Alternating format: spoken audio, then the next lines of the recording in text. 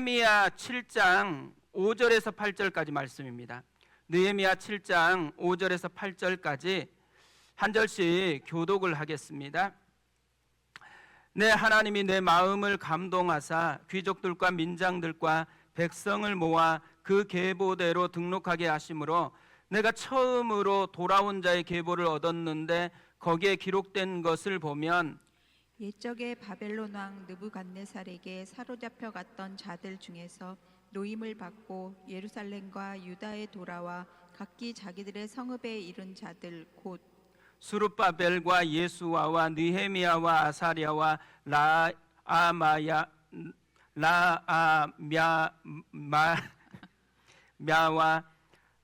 나하마니와 모르드게와 빌산과 비스베렉과 비그예와 느훔과 바하나와 함께 나온 이스라엘 백성의 명수가 이러하니라.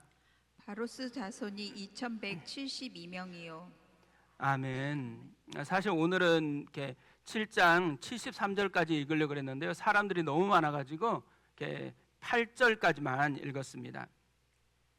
오늘은 마귀의 충동이냐 하나님의 감동이냐라는 제목으로 하나님의 말씀을 살펴보겠습니다. 오늘 말씀을 묵상하는데 생각나는 이야기가 있습니다. 저 그림인데요, 체로키 인디언의 2마리 늑대 이야기입니다. 할아버지가 손자에게 인생의 지혜를 전달하는 이야기거든요. 할아버지가 어느 날 어린 손자에게 이렇게 말을 합니다. 내 안에서는 싸움이 벌어지고 있단다.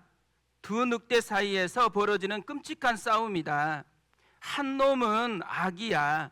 그 놈은 화, 질투, 슬픔, 후회, 욕심, 오만, 자기 연민, 죄책감, 억울함, 열등감, 거짓말, 허세, 우월감이며 그리고 바로 이기적인 자야.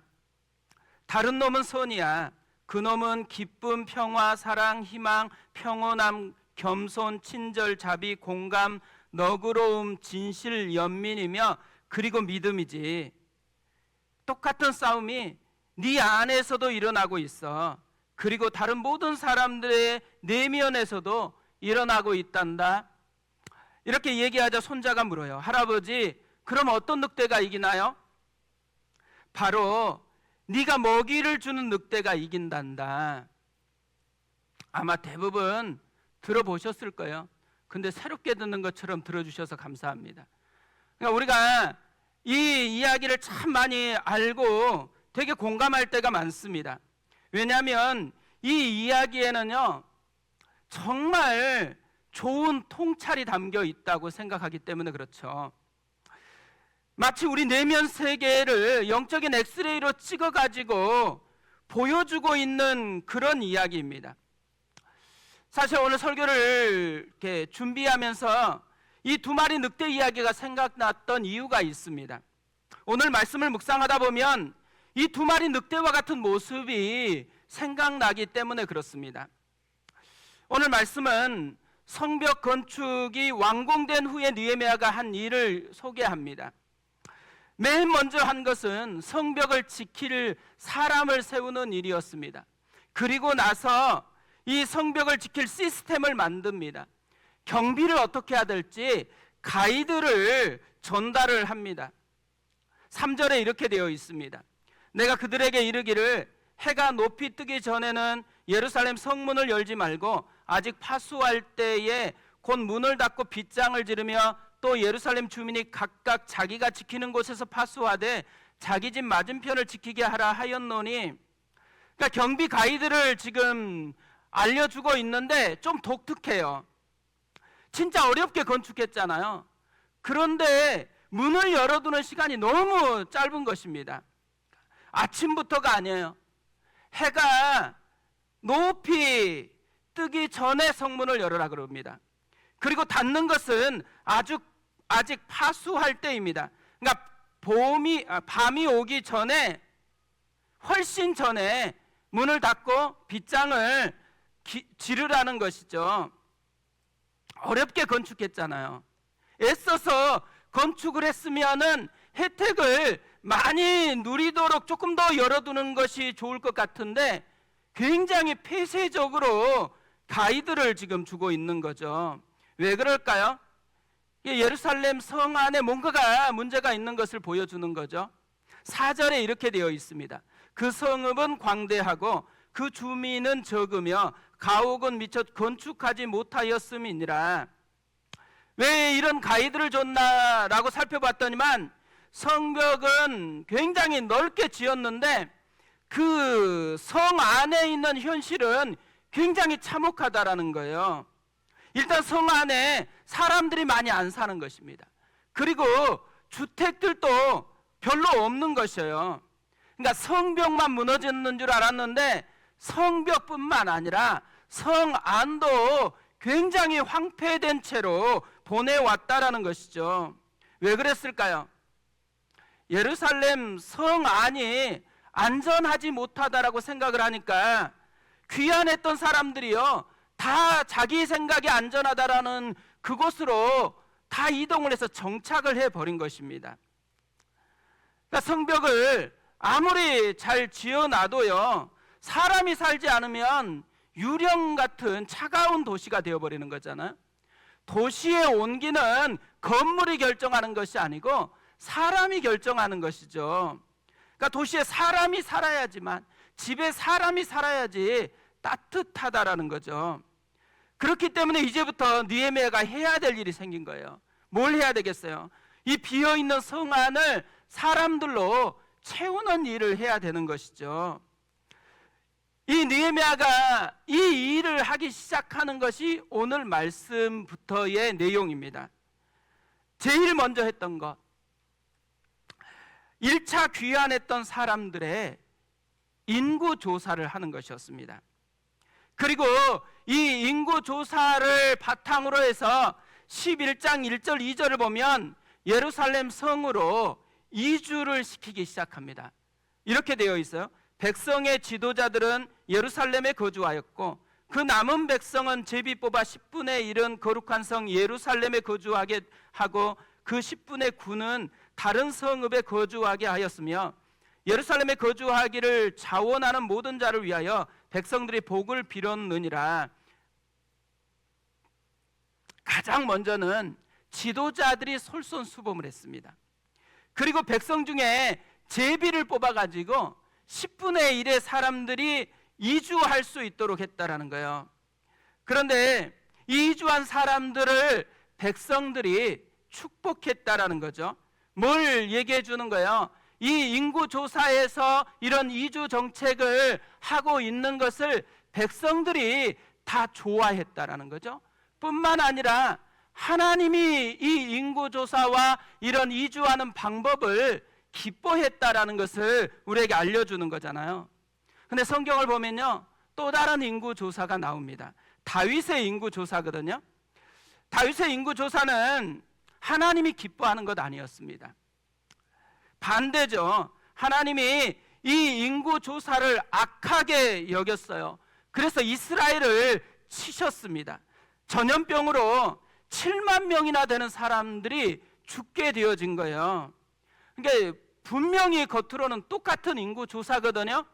그런데 한쪽은 하나님이 기뻐하고 한쪽은 하나님께서 굉장히 분노하셨다라는 거예요. 왜 이런 결과가 나왔을까요? 인구조사 자체가 아니고 인구조사를 하게 되어지는 동기 때문에 이런 일이 발생했다고 이야기를 하는 것입니다. 다윗이 인구조사를 했던 이유가 어디에 있을까요? 역대상 21장 1절에서 이렇게 말씀을 합니다. 사탄이 일어나 이스라엘을 대적하고 다윗을 충동하여 이스라엘을 계수하게 하니라. 마귀의 충동 때문이라고 얘기를 해요. 다윗이 하나님보다는 마귀가 속삭이는 이 속삭임에 놀아난 것입니다. 자기가 가진 힘이 숫자에 있다라고 여기고 하나님을 무시하고 그 숫자를 자랑하려고 하는 이런 일을 행하였다라는 거죠. 반면에 느헤미야가 인구조사를 하는 이유는 다릅니다. 5절에 이렇게 소개를 합니다. 내 하나님이 내 마음을 감동하사 귀족들과 민장들과 백성을 모아 그 계보대로 등록하게 하심으로 내가 처음으로 돌아온 자의 계보를 얻었는데 거기에 기록된 것을 보면 내 하나님이 내 마음을 감동하사, 그러니까 하나님의 감동 때문이라는 거죠. 같은 일인데 한 사람은 충동 때문에, 한 사람은 감동 때문에.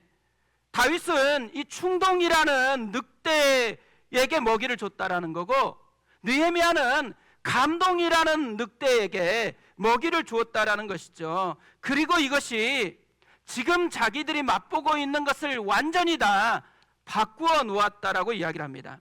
그런데 성경은요, 이런 구조를 여기서만 얘기하는 것 아닙니다. 계속해서 이야기를 합니다. 갈라디아서 5장 16절 17절에서 이렇게 말씀합니다. 내가 이르노니 너희는 성령을 따라 행하라. 그리하면 육체의 욕심을 이루지 아니하리라. 육체의 소욕은 성령을 거스리고 성령은 육체를 거스리나니 이 둘이 서로 대적함으로 너희가 원하는 것을 하지 못하게 하려 함이니라.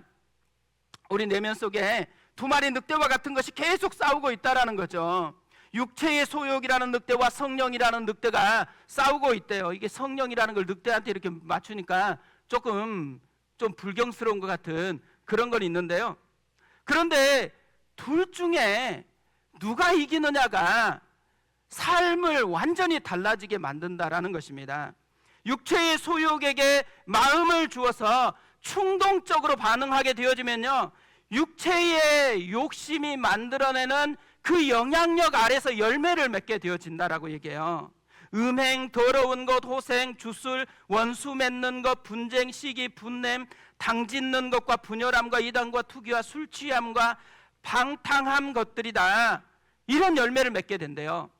반면에 성령에게 마음을 주어서 감동에 의해서 반응하게 되어지면요, 성령이 만든 영향력의 열매를 맺게 되어진대요. 사랑과 희락과 오래 참음과 자비와 양성과 충성과 온유와 절제입니다. 그런데 로마서 8장 5절 6절에서도 비슷하게 말씀을 합니다. 육신을 따르는 자는 육신의 일을, 영을 따르는 자는 영의 일을 생각하나니 육신의 생각은 사망이요 영의 생각은 생명과 평안이니라. 왜 비슷한 말을 계속해서 반복해서 하고 있을까요? 이런 일이 다윗이나 느헤미야만 일어나는 것이 아니고 오늘 우리를 살아가고 이 시대를 살아가고 있는 우리 안에서도 똑같이 일어나는 일이라는 것을 알려주고 싶기 때문인 거죠. 우리도요, 어떤 때는 충동으로 살아요. 어떤 때는 감동으로 반응할 때가 있잖아요. 이게 우리의 삶을 결정한다라는 거죠. 우리가 충동이 아니고 감동으로, 육신이 아니고 영으로 살게 되어지면 사망이 아니고 생명과 평안을 누리게 되어진다라고 말씀을 합니다. 저는 우리가요, 좋은 건 누렸으면 좋겠습니다. 사망이 아니고 맨날 낙심이고 절망이 아니고 평안을 누렸으면 좋겠고 하나님의 놀라운 생명의 능력을 계속해서 맛보았으면 좋겠습니다. 그러기 위해서 해야 될 게 있다라는 거죠. 충동이라는 늑대가 아니고 감동이라는 늑대에 먹이를 줘야 한다라는 것입니다. 어떻게 하면 충동이 아니고 감동에게 먹이를 주며 살아갈 수가 있을까요? 오늘은 말씀을 통해서 그것을 좀 살펴보려고 하는데요. 충동이 아니라 감동으로 살기 위해서 첫 번째로 현실이 아니라 말씀에 따라 반응하는 것입니다. 4절을 다시 보면요, 그 성읍은 광대하고 그 주민은 적으며 가옥은 미처 건축하지 못하였음이니라. 느헤미야가 성벽을 건축할 때 예루살렘 성 안에 현실을 보여주고 있잖아요. 사람이 없어요. 가옥도 별로 없습니다.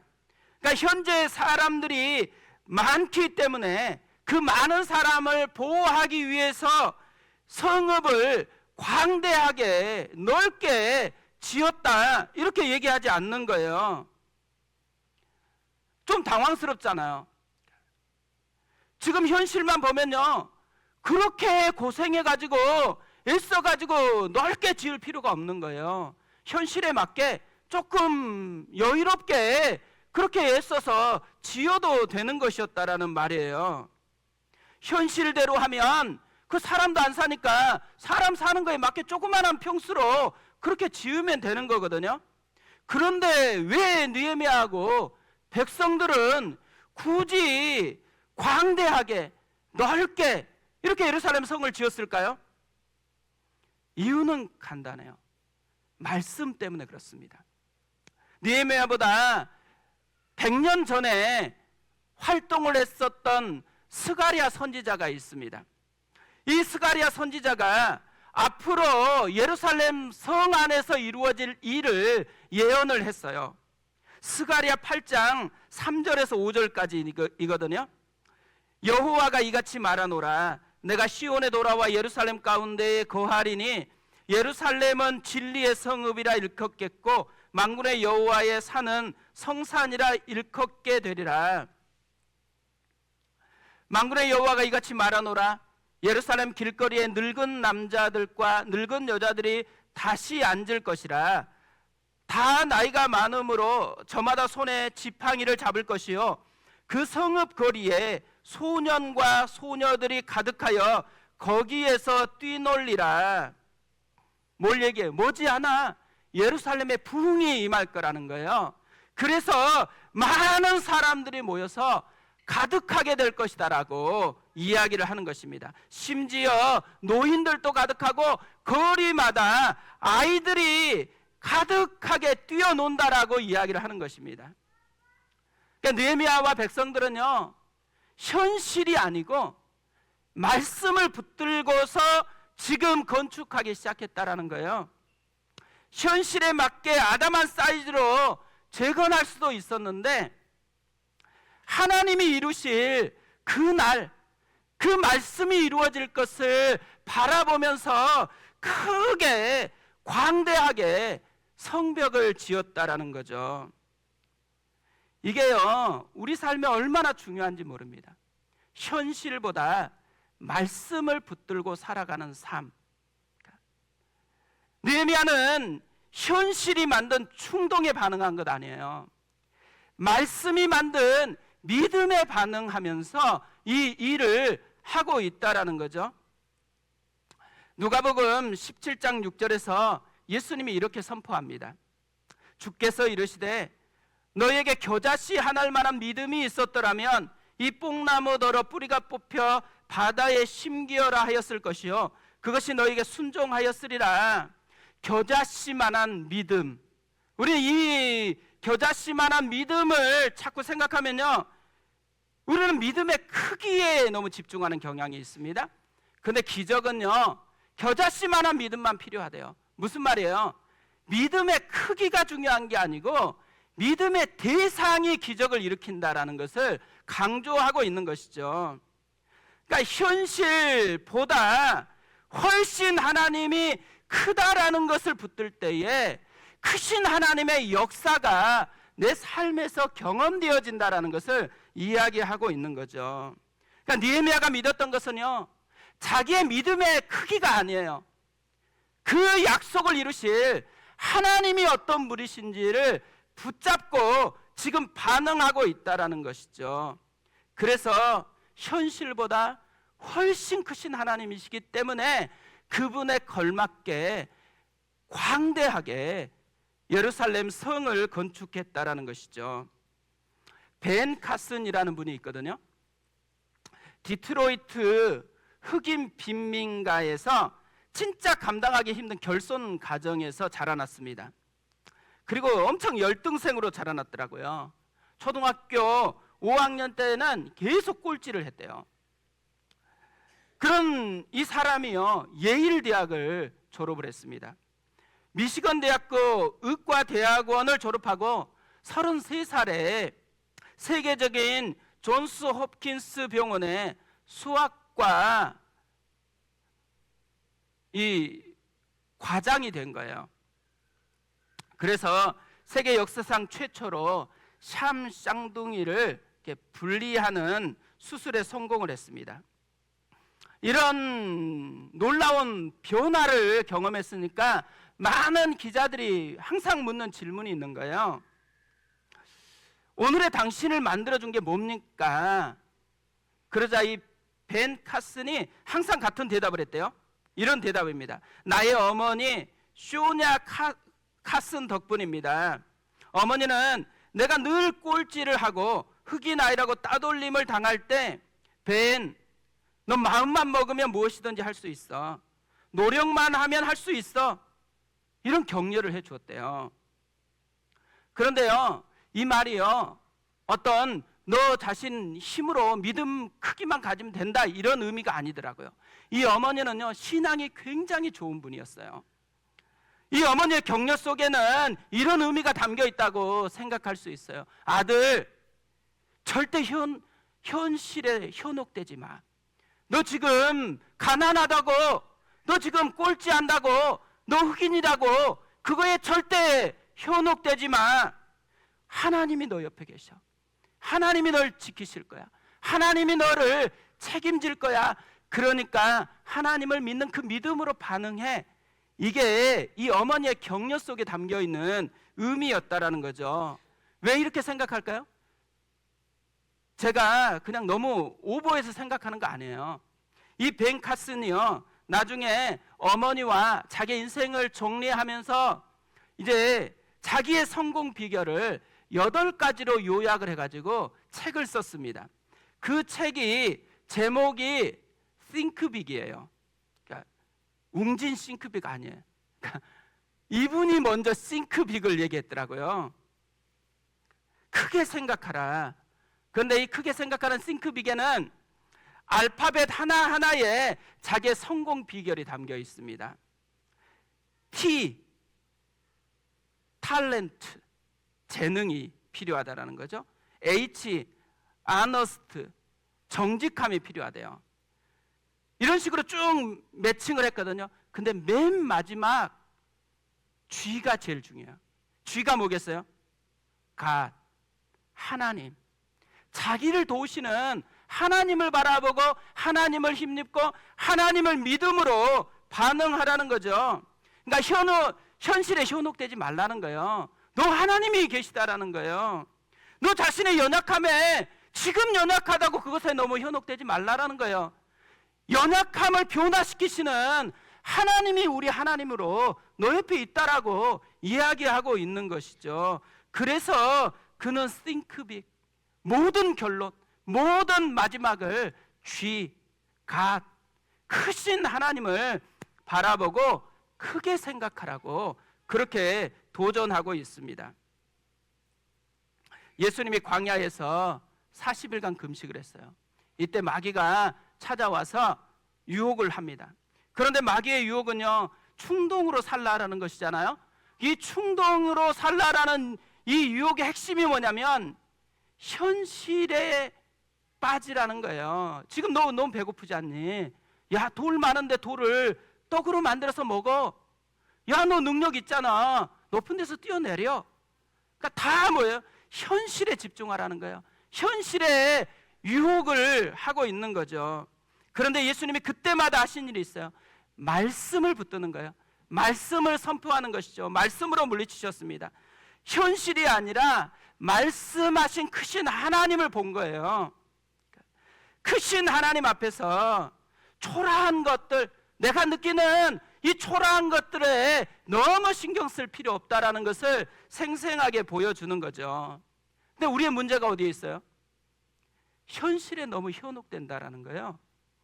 자꾸만 우리가 우리 현실이 어떤지, 내 상황이 어떤지, 내가 얼마나 지금 연약한지 이런데 너무 많은 마음을 빼앗기면서 진짜 보아야 될 것은 안 봐요. 그 옆에 계신 그리스도, 그 옆에 계신 하나님, 우리를 변화시킬 능력이 계신 그 하나님은 보지 못한 채로 너무 현실에 현혹되어 있다라는 거죠.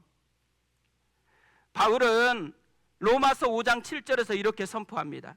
이는 우리가 믿음으로 행하고 보는 것으로 행하지 아니함이로라. 그러니까 바울이 살아가는 방식을 얘기하는 거죠. 바이 사이트가 아니라 바이 페이스.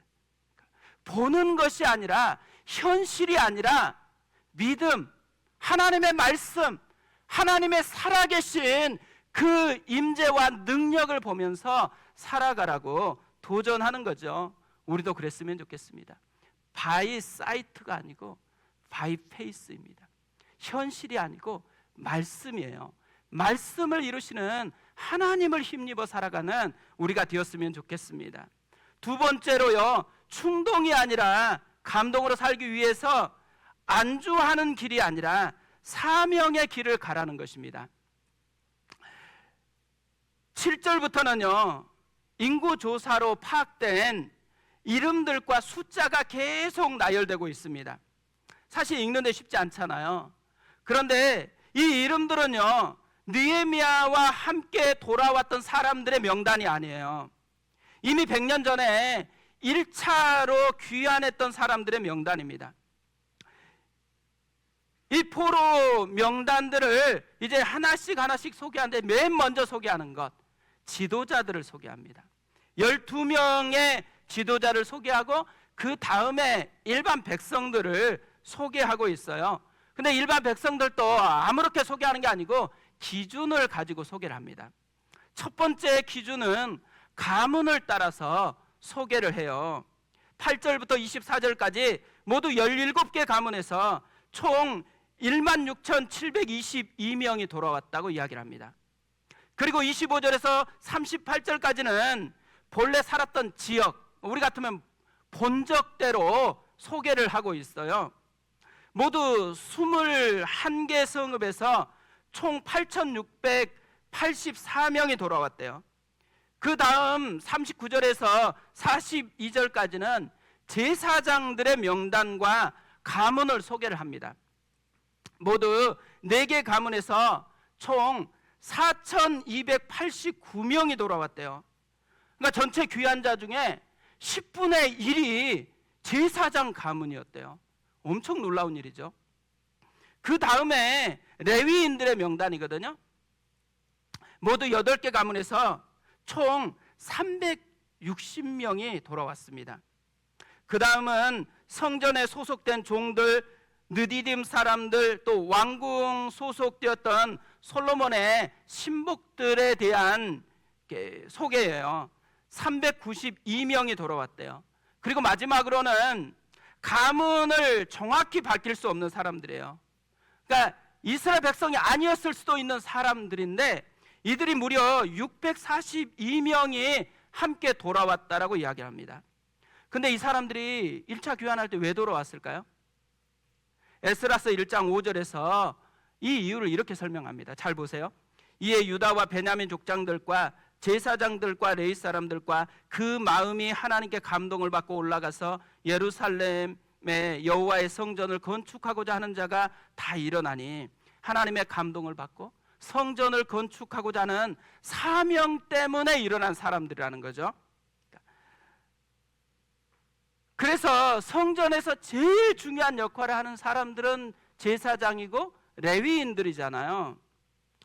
제사장들이요 10분의 1을 차지할 정도로 제일 많이 헌신을 했습니다.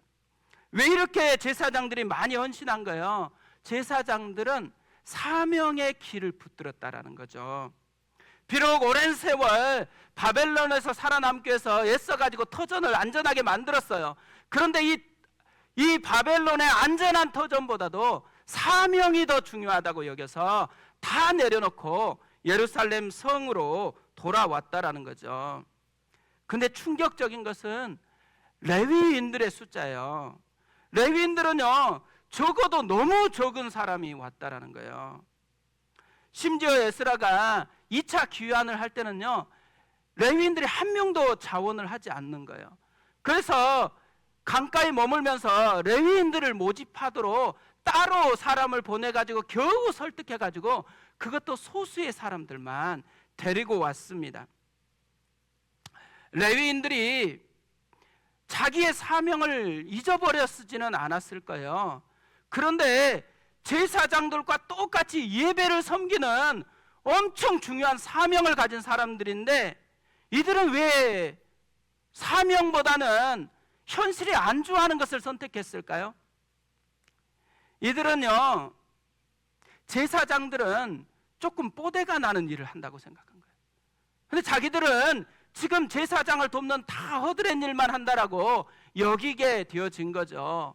그래서 자기의 사명의 가치를 스스로가 결정해가지고 스스로가 허드렛 일이다라고 여기니까 지금 현실에 안주한 것보다 사명이 그렇게 크게 드러나지 않았다라는 것이죠. 그래서 사명보다는 안주하는 일을 선택해 버렸다라는 것입니다. 그런데 오늘 여기에 나온 레위인들, 또 이 성전 더 허드렛 일을 섬기는 느비듬 사람들, 또 솔로몬의 이 사람들, 가문이 아닌데도 불구하고 헌신하면서 나왔던 사람들, 사실 가문에 속하지도 않았는데 그 한 사람 한 사람을요, 하나님은 이름을 기억하면서 기록을 하고 있다라는 거예요. 대접받지 못할 수도 있는데 이들은 안주함보다 사명을 더 붙들고 헌신했다라는 거죠. 그것을 하나님이 너무 귀하게 여기니까 오늘 명단을 기록하면서 이들의 명단을 하나하나 이렇게 기록을 한 것입니다. 우리가 하나님 나라에는 책이 있다라는 거 다 들어서 알 것입니다. 그 책에는 이름만 기록이 되어집니다. 우리의 이름이 기록되느냐 그렇지 않느냐가 나중에 우리의 전체 인생의 결론을 맞이하게 만드는 것이죠. 하나님은요, 우리의 이름을 왜 기록하냐? 생명책의 이름을 기록하는 한 가지 방식이 뭐냐면 사명의 길에 헌신한 사람들, 이 사람들의 이름을 기록하고 있다라는 거죠. 나중에 우리가 하나님의 그 생명책에 보면 이름이 기록되었다. 무엇을 의미하는가? 내가 적어도 주님을 따랐고 주님의 사명을 소중히 여겼다라는 것을 인정해 주시는 거겠죠. 우리가 신앙생활 하면서요, 생각보다 사명에 뿌리를 두는 사람이 아니고 안주하는 것에 뿌리를 둔 분들이 굉장히 많이 있다고 생각을 합니다. 이런 분들의 특징은 뭐냐면요, 내가 힘드냐 아니냐가 제일 중요해요. 하나님이 사랑이라면 날 힘들게 하지 말아야 된다는 전제를 가지고 있는 그런 신앙일 때가 많습니다. 그런데 어려운 일이 생겨진 거예요. 그럼 어떤 마음이 들어요? 하나님 날 사랑하는 거 맞냐? 이렇게 따지기 시작하는 거잖아요. 그런데 착각하지 말아야 돼요. 하나님은 우리를 안주하고 안전함을 위해서 부른 게 아니라는 거예요. 사명을 위해서 우리를 불렀다라는 것이죠. 사명 속에는 뭐가 포함되어 있어요? 불편함이 포함되어 있습니다. 불편한 것으로 부르신 이야기가 성경에 가득한 거죠. 왜 불편한데 우리에게 이 불편한 사명을 주면서 우리를 초대해요? 그것이 건강한 사랑이기 때문에 그렇게 하시는 거죠. 저는 아이들을 키우면서 이런 모습을 진짜 많이 경험을 했다고 생각을 합니다. 아이들은요, 자기가 좋은 대로 돼야 된다고 생각하더라고. 어릴 때일수록 자기가 원하는 대로 돼야지만 날 사랑한다라는 이런 공식을 가지고 있는 것 같아요. 그런데 그러다 보니까 힘든 것 안 하려고 그래요. 문제 풀다가 어려우면 안 풀려고 그래요. 그 수포자가 왜 생기겠어요? 영포자가 왜 생기겠어요? 조금 힘들다고 생각하면 안 풀려고 해버리니까 생겨나는 거겠죠. 그러니까 성장보다는 안주하는 데 뿌리를 두고 있더라고요. 사명보다는 좀 편한데 그게 사랑이라는 이런 생각을 가지고 살아가고 있는 거예요. 이 모습이 발견되면 제가 데리고 와서 야단을 친 적이 많이 있어요. 야단을 치면서 한 말이 이거예요. 딸, 아빠와 엄마는 너 사랑해. 그런데 건강한 사랑으로 사랑하고 싶어. 건강한 사랑은 네가 힘들다고 포기하도록 방치하는 거 아니야. 네가 지금은 조금 힘들어도 자꾸 이것을 넘어설 수 있도록 돕는 게 건강한 사랑이야. 이해가 돼? 그 이해가 된다 그래요. 그러면 해보라고 그렇게 이야기하거든요. 그러니까 하나님이 우리에게 주고자 하는 것은요, 안주함이 아니라는 거예요. 건강한 사랑이라는 거예요. 건강한 사랑을 통해서 불편함을 뛰어넘어서 성장하고 불편함을 통해서 더 풍성함을 누릴 수 있도록 돕는 것을 하기를 원하는 거잖아요. 근데 저하고요, 하나님 예수님은 굉장히 다릅니다. 저는 주로 말만 해요.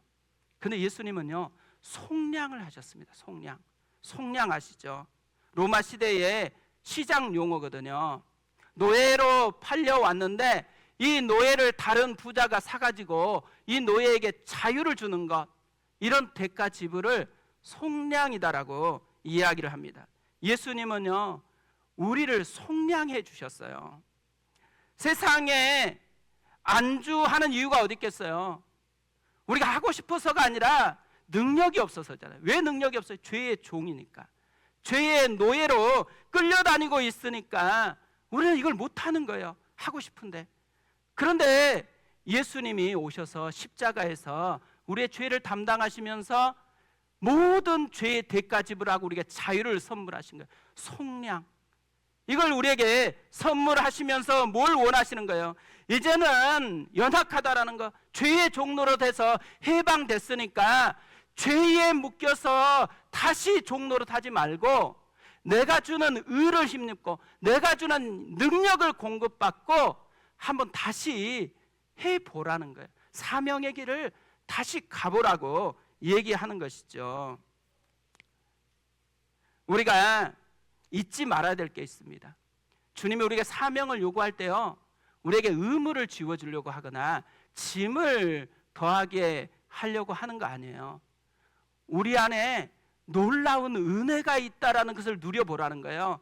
하나님의 속량이 만들어내는 이 놀라운 은혜가 얼마나 부유한 것인지를 누려보라는 거죠. 사명의 길을 걷지 않는 사람은 절대로 누릴 수 없는 비밀이 거기에 있다라는 것이죠. 이걸 알았기 때문에 바울이 로마서 8장 32절에서 이렇게 선포합니다. 자기 아들을 아끼지 아니하시고 우리 모든 사람을 위하여 내주시니가 어찌 그 아들과 함께 모든 것을 우리에게 주시지 아니하겠느냐.